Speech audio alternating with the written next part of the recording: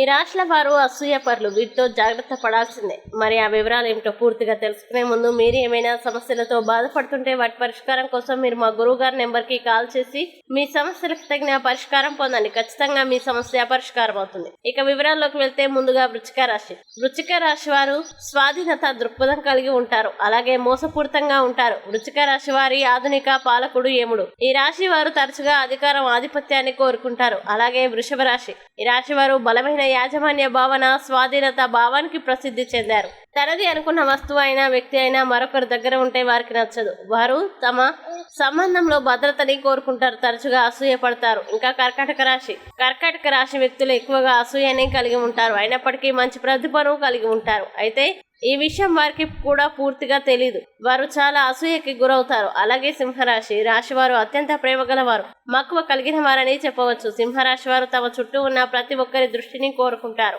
వారు దాన్ని పొందకపోతే అసూయ పడే వారిగా మారుతారు. ఈ వీడియోని లైక్ చేయండి, షేర్ చేయండి. ఇలాంటి మరిన్ని వీడియోల కోసం మా ఛానల్ని ఇప్పుడే సబ్స్క్రైబ్ చేయండి.